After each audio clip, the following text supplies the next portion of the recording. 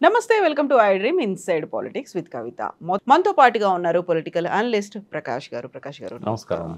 So గతంలో మనం మాట్లాడుకున్నాం, తీన్మార్ మల్లన్న గురించి మాట్లాడుకున్నాం, బీసీలకు సంబంధించి రాబోతున్నటువంటి ప్రత్యేక పార్టీ. ఈ రెండింటిని లింక్ చేయొచ్చు అంటారా?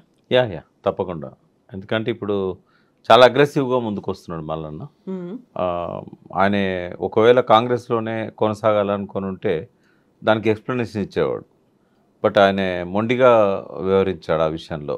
సంజయ్ నోటీస్కి పైనుంచి అటాక్ చేశాడు.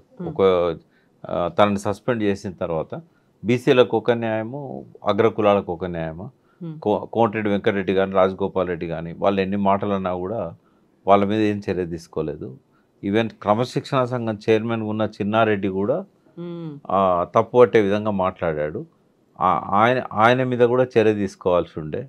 బట్ ఆయన మా మీద చర్య తీసుకుంటాడా, ఆయనకే ఆ డిసిప్లిన్ లేదు అనే పద్ధతిలో చాలా అగ్రెసివ్గా అటాక్ చేశాడు. రెండవది ఆ ఫ్రేమ్ కట్టించి పెట్టుకున్నాడు అని చెప్పారు కదా, అదేంటంటే దీనికి ఒకరోజు బాధపడే పరిస్థితి వస్తుంది. మీరు ఆ బాధపడే పరిస్థితి వచ్చిన రోజు ఇది గుర్తుంటుంది మీకు.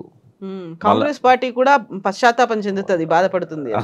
టీడీపీ ఎట్లయితే కేసీఆర్ను లైట్ తీసుకున్నారు కదా, తెలంగాణ ఎక్కడ వస్తుంది, ఈయన ఎక్కడ దాన్ని నడిపించగలుగుతాడు, ఈయనకు ఆ సమర్థత లేదు అని చెప్పి ఆ రోజుల్లో చంద్రబాబు నాయుడు లైట్ తీసుకున్నాడు టీఆర్ఎస్ పెట్టబోయే ముందు నేపథ్యం. కానీ జీవితాంతం సరిదిద్దుకోలేని విధంగా ఆ తప్పు ఎప్పటికీ ఆయన మైండ్లో వెంటాడుతూనే ఉంటుంది. అది అట్లా కాంగ్రెస్కి కూడా ఇది ఒక గుణపాఠం అవుతుంది నా బహిష్కరణ అని చెప్పి చూపెట్టడానికే నేను ఫ్రేమ్ కట్టి పెట్టించుకున్నాను అన్నాడు. సో విజయ సంకేతం ముందే చూపిస్తున్నారు ఆయన.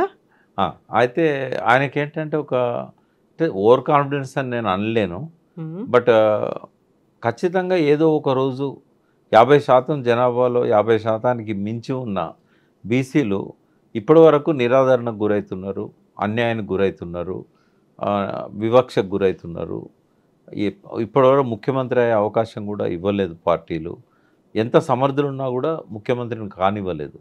విహాన్మంతరావుకు ఛాన్స్ దగ్గర దాకా వచ్చిపోయింది. శివశంకర్ గారు ఆయన అప్పుడు మొదటిసారి ఆయనకు ఆఫర్ చేసినప్పుడు ఆయన అంజయ్య గారు బీసీ అనుకొని అంజయ్య గారిని రికమెండ్ చేశాడు. తర్వాత తెలిసింది ఆయన భంగపడ్డాను, అంజయ్య బీసీ కాదు అని చెప్పి తర్వాత తెలిసింది ఆయనకి. బట్ ఎంతోమంది అరుగుల రాజారాం గారని నిజామాబాద్ కానీ, డి శ్రీనివాస్ గారు 2 సార్లు పార్టీని అధికారంలోకి తెచ్చాడు డి శ్రీనివాస్ పిసిసి ప్రెసిడెంట్గా ఉండి. బట్ రాజశేఖర రెడ్డి గారు ఆయనకు అవకాశం ఇవ్వలేదు. అట్లాగే ఇంకా చాలామంది దగ్గర దాకా వచ్చిపోయారు. సో ఎందుకు మనం ముఖ్యమంత్రి కాకూడదు? ఈ అగ్రకులాలు వాళ్ళ ఆధీనంలో ఉన్న పార్టీల వెంట మనం ఎందుకు పోవాలి? మనమే ఒక స్వతంత్ర శక్తిగా ఎందుకు ఎదగలేము? మన వాళ్ళందరినీ మనం కలుపుకొని పోదామనే వైఖరి తీసుకొని ఏకపక్షంగా కూడా పోవట్లేదు ఆయన. అన్ని కులాలలో ఉన్న ఇంటలెక్చువల్స్ని, తర్వాత రాజకీయంగా ఆస్పిరేషన్స్ ఉన్న వాళ్ళను వీళ్ళందరినీ చేరదీస్తున్నాడు. వెంటనే పార్టీ పెట్టే తొందరపాటు పని కూడా చేయలేదు ఆయన. ఒక ఫ్రంట్ ఏర్పాటు చేద్దామన్న ఆలోచనలతో ఉన్నాడు. ఓ బీసీ ఫ్రంట్ ఒకటి జేఏసీ పేరుతోనో ఇంకో పేరుతోనో తీసుకొచ్చి అందరిని కలుపుకున్న తర్వాత ఇంటలెక్చువల్స్ యొక్క ఇన్పుట్స్ తీసుకొని, గతంలో ఉన్న అనుభవజ్ఞులతో కూడా సలహాలు తీసుకొని ఒక మంచి బలమైన శక్తిగా బీసీలను ఒకటి చేయాలనేది ఆలోచనతో ఉన్నాడు. సరే, గతంలో మల్లన్న ఏంది అనేది పక్కకు పెడితే ఇప్పుడు ఆయన పోతున్న దారి అయితే సరైన దారి అని నేను అనుకుంటున్నాను. ఎవరున్నారంటారు ఆ దారిలో? ఈయనైతే ముందు కనిపిస్తున్నారు, ఆయన వెనకాలండి ఆయన నడిపిస్తోంది ఎవరంటారు? ఆయన కులాన్ని బలగాన్ని నమ్ముకున్నాడమ్మా, పార్టీని కాదా? పార్టీ బీజేపీ వెనకాల ఉంది అనే మాట. బీజేపీని ఆయన ఏం నమ్ముకోలేదు. గతంలోనే ఒకసారి పోయి తప్పు చేసిన అని చెప్పి మళ్ళీ బయటకు వచ్చాడు. కాబట్టి ఏ పార్టీ కూడా అవసరం లేదు నాకు. ఆయన ద్వారా నాకు తెలిసింది ఏంటంటే టీడీపీ కూడా ప్రయత్నం చేస్తున్నారు తనను ఆ పార్టీ అధ్యక్షునిగా బాధ్యతలు తీసుకోమని చెప్పడానికి.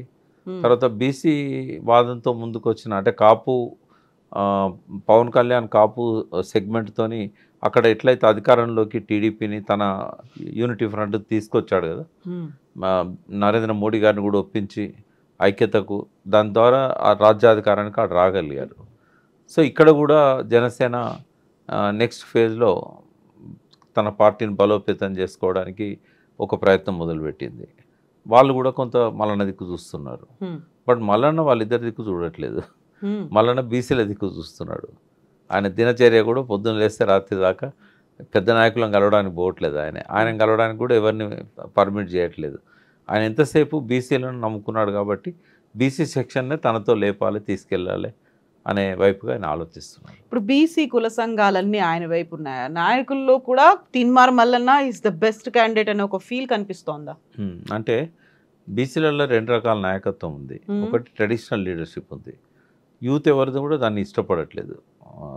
ట్రెడిషనల్ లీడర్షిప్ అంతా కూడా ఈ పార్టీల చేతుల్లోనే ఉంటారు, ఈ నాయకుల చేతులలో ఉంటారు. కాబట్టి యంగ్ లీడర్షిప్ ఏదైతే ఉన్నదో మల్లన్నను అనుసరించే అవకాశం ఉన్నది. ఈ పాత నాయకులంతా ఏ పార్టీలో ఉన్న వాళ్ళు ఆ పార్టీలోనే ఇంకా అడ్జస్ట్ అయ్యే పరిస్థితుల్లో ఉంటారు. మొన్న మాట అన్నాడు ప్రెస్ మీట్లో, ఇంకా మా భుజాలలో బానిస భావాలున్నాయి, ఆ బానిసత్వాన్ని పట్టుకొని వేలాడుతున్న వాళ్ళు ఉన్నారు అని చెప్పి ఒక మాట అన్నాడు. అంటే ఇంకా వాళ్ళు బయటకు వస్తారని అయితే నేను అనుకోవట్లేదు. అది ఆపోజిషన్ పార్టీలో ఉన్న వాళ్ళైనా, అధికార పార్టీలో ఉన్న వాళ్ళైనా, కేంద్రంలో అధికారంలో ఉన్న పార్టీలో ఉన్న వాళ్ళైనా ఆ బీసీ నాయకత్వం ఏదైతే ఉన్నదో అది బయటకు వస్తుందని నేను అనుకోవట్లేదు. ట్రెడిషనల్ లీడర్షిప్ అది. ఇప్పుడున్న గ్రామాలలో ఉన్న కుల సంఘ పెద్దలు వీళ్ళంతా కూడా ఏదో ఒక దొర చెప్పు చేతల్లోనో లేకుంటే ఏదో ఒక అగ్రకుల నాయకుడు చెప్పు చేతల్లోనో ఇంతకాలం రాజకీయాలు చేస్తూ వచ్చారు. ఇక వాళ్ళని నమ్ముకొని ఉపయోగం లేదు మల్లన్నకి. మల్లన్న యంగ్ లీడర్షిప్ మీదనే ఆయన ధ్యాస పెట్టాలి. విద్యార్థుల నుంచి ఒక పెద్ద సెక్షన్ ఉంటుంది, యూత్ నుంచి ఒక పెద్ద సెక్షన్ ఉంటుంది. ఇప్పుడు ఎట్లాగో 51 స్థానాలు మహిళలకు రిజర్వ్ కాబోతున్నాయి తెలంగాణలో. ఈ డీలిమిటేషన్ తర్వాత 34 స్థానాలు పెరిగినట్టయితే 153 అవుతాయి. అందులో ఒక 51 స్థానాలు మహిళలకు రిజర్వ్ చేస్తారు. కాబట్టి మహిళల్లో కూడా ఆ చైతన్యం వచ్చింది. ఇంట్రెస్ట్ ఉన్న వాళ్ళు నెక్స్ట్ ఎమ్మెల్యేగా పోటీ చేయాలనుకున్న వాళ్ళు. తర్వాత బీసీలలో చాలామందికి డబ్బున్న వాళ్ళు కానీ లేదా జనంలో బలం ఉన్న వాళ్ళు కానీ సంఘ సేవా కార్యక్రమాల్లో ముందున్న వాళ్ళు కానీ ఈ అధికార పార్టీలలో వాళ్ళకి అవకాశాలు రాక చాలా కాలంగా వెయిట్ చేస్తున్న వాళ్ళు ఉన్నారు. ఇది కాన్స్టిట్యుయెన్సీ వైజ్గా కనుక ఆయన వర్కౌట్ చేసుకోగలిగితే చాలా పెద్ద టీం దొరుకుతుంది ఆయనకు. ఎమ్మెల్యేగా నిలబడాలని వాళ్ళు ఖర్చు పెట్టుకోగలిగే వాళ్ళు కూడా చాలామంది ఉన్నారు. ఇప్పుడు ధనవంతులు లేరని నేను అన్నాను. బీసీలల్లో ప్రతి కమ్యూనిటీలో 100కు పైనే ధనవంతులు దొరుకుతారు మనకి. వాళ్ళలో కొందరు బ్లెస్సింగ్స్ ఉన్నా కూడా దానికి ఫండింగ్కి ప్రాబ్లం ఉండదు. కానీ ఒక కొత్త చైతన్యంతో మీరు డబ్బులు వాళ్ళ దగ్గర తీసుకోండి, ఓట్లు మాకేయండి అనే పద్ధతిలో ఒక వాతావరణం రాబోతున్నది. వాళ్ళు సంపాదించుకున్నారు, అధికారంలో ఉండి మేమేం సంపాదించుకోవడానికి రావట్లేదు, మన కమ్యూనిటీని డెవలప్ చేసుకోవడానికి వస్తున్నాం, మా విజన్ ఇది అని చెప్పి ఇప్పటి వరకు ఏ ప్రభుత్వాలు కూడా బీసీల గురించి ఆలోచించని అనేక పథకాల గురించి విజన్ను కనుక ఆవిష్కరించినట్టయితే ప్రతి బీసీ హృదయంలో నిలబడిపోయే విధంగా ఆ పార్టీని డెవలప్ చేయొచ్చు. ఒక రోడ్ మ్యాప్ ఇది. ఎస్, ఎందుకంటే స్వాతంత్రం వచ్చిన కాడి నుంచి కూడా వాస్తవంగా బీసీలకు ఏం కావాలనో ఏ పార్టీ పట్టించుకోలేదమ్మా. ఇంకా ఎంతో కొంత, అంటే కేసీఆర్ నా దగ్గరని కాదు, కొంత బీసీల గురించి వాళ్ళ జీవన ప్రమాణాలు పెంచాలనే ఆలోచన చేసింది కేసీఆరే. అది మత్స్యకారులకు కానీ, యాదవులకు, కుర్మలకు కానీ, తర్వాత వ్యవసాయానికి సాగునీరు ఇచ్చే విషయంలో కానీ ఎంతో కొంత ఇప్పుడు గౌడ్స్ ఉన్నారు, వాళ్ళకు ఈ బ్రాండ్ షాపులలో, వైన్ షాపులలో రిజర్వేషన్స్ ఎవరిచ్చారు? అట్లే వాళ్ళకి అనేక రకాల స్కీమ్స్ వచ్చాయి. అయితే వాస్తవంగా ఇవాళ ఒకసారి మాట్లాడుకుందాం బీసీలకు ఏం కావాలనేది. మొదటి నుంచి కూడా వీళ్ళు, అంటే బీసీ అంటే కూడా ఇప్పుడు ఎట్లా ఉంటుందంటే, తెలంగాణను మేము ఒకటి అనేది, తెలంగాణ సంపన్న ప్రాంతం, సకల వనరులు ఉన్న ప్రాంతం. ఇది వెనకబడ్డ ప్రాంతం కాదు, వెనక్కి నెట్టేయబడ్డ ప్రాంతము అని. ఎవరు నెట్టేశారని? సమైక్య రాష్ట్రంలో కోస్తాంధ్రులు, సీమాంధ్రులు. అంటే అప్పటి నుంచే దుర్దశ మొదలైంది అని కదా. కొంత నిజాం పీరియడ్లో కూడా వెనక్కి నెట్టేయబడ్డారు కొంతవరకు. బట్ బీసీలు ఎన్నడూ వెనుకబడ్డ వాళ్ళు కాదు. ఎందుకంటే ఉత్పత్తి చేసేవాళ్ళు, కళా నైపుణ్యాలు ఉన్నవాళ్ళు, వాళ్ళు ఎందుకు వెనుకబడి ఉంటారమ్మా? ఏ విషయంలో వెనుకబడి ఉంటారు? ఉత్పత్తిని నమ్ముకున్న వాళ్ళు, ఉత్పత్తి చేసిన ప్రోడక్ట్స్ని అమ్ముకున్న వాళ్ళు, వాళ్ళ చేతిలో వృత్తి ఉన్నంత వరకు, వాళ్ళ లోపల శ్రమించాలనే తత్వం ఉన్నంత వరకు, వారి ఉత్పత్తుల్లో నైపుణ్యం ఉన్నంత వరకు వాళ్ళు ఎందుకు బీదవాళ్ళు ఉంటారు? ఒక రైతు ఒక వడ్రంగిని పిలిచి నాకు నాగలి కావాలని కర్ర ఇస్తాడు. చేసినందుకు అతను శ్రమిస్తాడు, నైపుణ్యాన్ని ఉపయోగిస్తాడు, ఉత్పత్తి చేస్తాడు. ఫ్రీగా చేయించుకుంటాడా? డబ్బులు ఇస్తాడు కదా. మరి ఎందుకు వెనుకబడి ఉన్నారు వాళ్ళు? ఆధునికతలో వృత్తి నైపుణ్యానికి స్థానం లేకుండా పోయింది. పారిశ్రామికీకరణ జరిగిన తర్వాత మెకనైజేషన్లో వృత్తులు మాయమైపోయినాయి, సాంప్రదాయ వృత్తులు అని పోయినాయి. ఆధునికత ఎప్పుడైతే వచ్చిందో, ఉదాహరణకు ఒకటే ఎగ్జాంపుల్ చెప్తాను నేను, మిగతా బీసీ కులాలన్నింటిని అర్థం చేసుకోవడానికి. ఒకప్పుడు మన ఇంట్లో కుమ్మరి లేకుండా ఇల్లు గడిచేది కాదు. కుమ్మరి ఇంటి మీద గూన కప్పేది, అవసరమైతే ఆ ఇంటికి కావాల్సిన మట్టిని సరఫరా చేసేవాడు. ఎవరన్నా ఇంటి ముందరకు వస్తే కాళ్ళు కడుక్కోవడానికి కడవ చేసేవాడు. చేతిలో ఒక మట్టి పాత్ర, చెంబు. ఈ ఇత్తడి సామాన్లు, అల్యూమినియం, ప్లాస్టిక్ రాకముందు సంగతి నేను చెప్తున్నాను. పారిశ్రామికీకరణ జరగక ముందు విషయాలు చెప్తున్నాను, మొన్నటి వరకు ఉన్న విషయాలు చెప్తున్నాను. వడ్లు దాచుకోవడానికి పెద్ద పెద్ద గాదెలు చేసేవాడు, గరిసెలు చేసేవాడు. ప్రతి అవసరానికి, ఇంట్లో వంట చేసుకోవడానికి కూడా కుండ, నీళ్లు దాచుకోవడానికి కడవలు, నీళ్లు మోసుకోవడానికి, నీళ్లు ఉంచుకోవడానికి ఎంత మంచిగా ఉండేది. అందులో పోస్తే ఎండాకాలం కూడా చల్లగా ఉంటాయి. ఇప్పటికి కూడా మనం నిర్మల్ రంజన్లు ఇవన్నీ వాడుతూ ఉంటాం. అయితే ప్రతి ఒక్క అవసరానికి పనికొచ్చిన కుమ్మరి ఇవాళ ఏమైపోయాడు? ఆధునీకరణలో ఆయన వృత్తి ఏమైపోయిందంటే, ఎక్కడైనా కళ్ళు వాడితే లొట్టి, ఇంకా వాటికి కూడా ప్లాస్టిక్ వస్తాయేమో, ఇప్పటివరకు అయితే రాలేదు. కళ్ళు వాటిని లొట్టి అంటాం. తాడి చెట్టుకు పైన కడతారు. రెండవది, ఎవరైనా చస్తే ఆ నిప్పు పట్టుకపోవడానికి చావు కుండలు, తర్వాత పెళ్ళికి ఐరన్ కుండలు. మరి ఇన్ని చేసిన కుమ్మరి ఈ 3 కుండలకు పరిమితం అయిపోయాడు. ఉగాది పచ్చడి కుండ. ఇంకా ఎట్లా బతుకుతాడు ఆయన? ఆయన ఏమైపోయాడు? ఆ వృత్తిని వదిలిపెట్టేసి అడ్డం మీద కూలిగా మారిపోయాడు. ఒకవేళ ఈ వస్తువుల తయారీలో, ఆధునీకరణ వల్ల వచ్చిన వస్తువుల తయారీలో అతన్నే ఆ నైపుణ్యాన్ని పెంచి అతనికే ఆ పెట్టుబడి ఇచ్చినట్టయితే ప్రభుత్వాలు, ఎందుకంటే మారుతున్న క్రమంలో ఆ వృత్తులను కూడా ఆధునీకరించాలి కదా, ఆ వృత్తికారులకు కూడా శిక్షణ ఇవ్వాలి కదా. చాలాసార్లు కేసీఆర్ గారిని విమర్శించారు.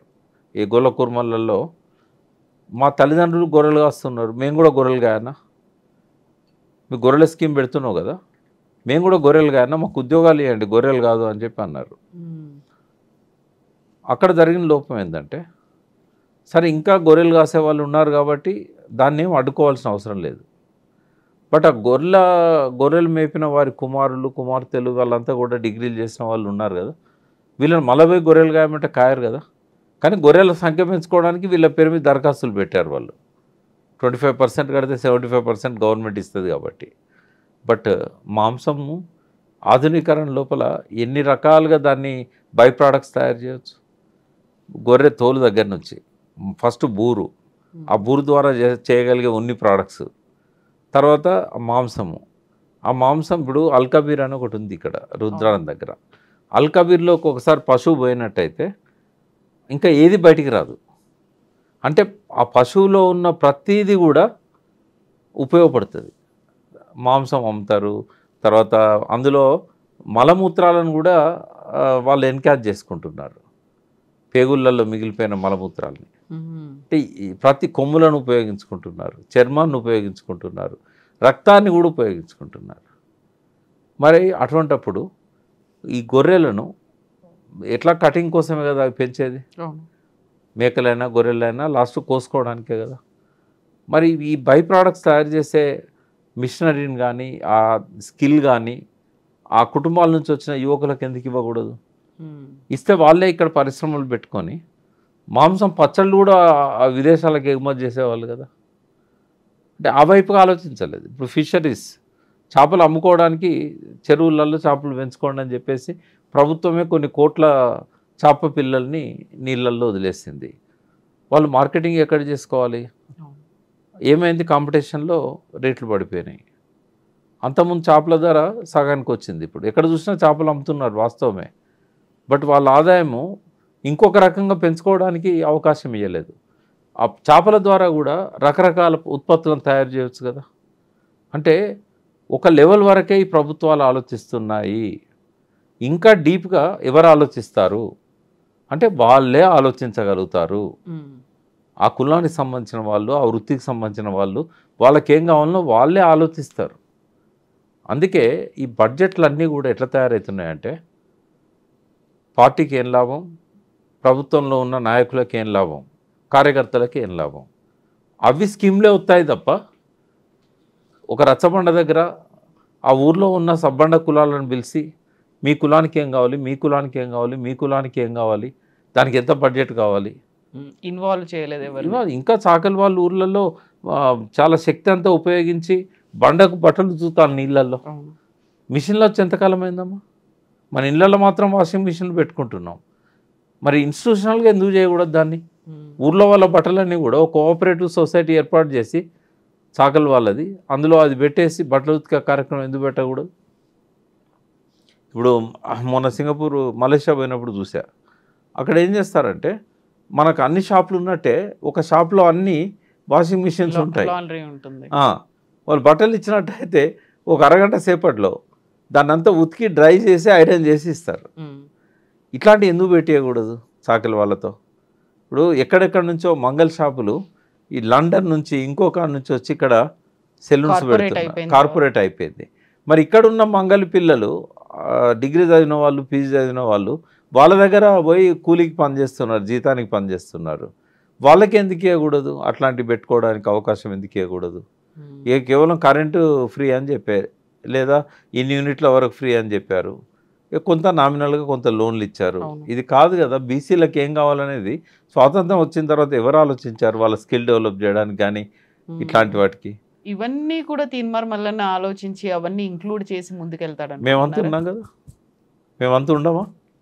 ఒకవేళ తీర్మాన్ మల్లన్నే కనుక రాజకీయ శక్తిగా ఎదగగలిగితే ఇవన్నీ చేయాలని దానివల్ల వచ్చే బెనిఫిట్స్ ఏంటి? ఆయనకు కూడా మంచి అద్భుతమైన ఆలోచనలు ఉన్నాయి. బయటికి కనబడే మల్లన్న వేరు, ఇంటర్నల్గా మల్లన్న వేరు.